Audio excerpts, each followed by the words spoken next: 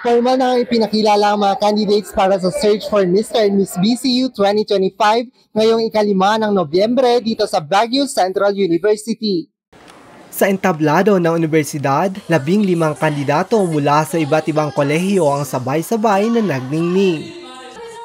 Bawat isa ay may dalang kwento, paninindigan at advokasiyang higit pa sa kariktan. Sa kanyang pambungad na mensahe, pinaalala ni University President Dr. Margarita Cecilda Arillera na ang pageant ay higit pa sa patimpalak. Isa itong pagdiriwang ng advokasya, katalinuhan at karakter. Mga katangiang bumubuo sa isang tunay na sentralyan. Each of our candidates represents the diverse brilliance of Baguio Central University.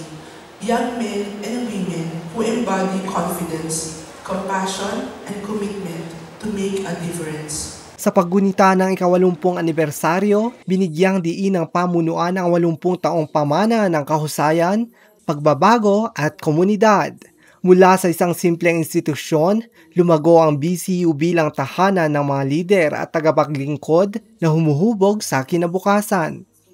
Sa sashing ceremony, simbolikong ipinasa ng mga kandidato ang pangalan ng kanilang kolehiyo. Tanda ng kanilang paninindigan na maging boses ng pagkakaisa, inspirasyon at pagbabago. Itatampok ang pre-pageant sa November 27 at coronation naman sa November 28 sa Magsaysay Auditorium. Higit pa sa korona at titulo, ipinakikita ng search for Mr. and Miss BCU 2025 na ang tunay na kagandahan ay nasusukat sa tapang, malasakit at layuning maglingkod sa kapwa. Mula dito sa Baguio Central University kasama si Andre Domiles, ako si Harley Angyo para sa Herald Express.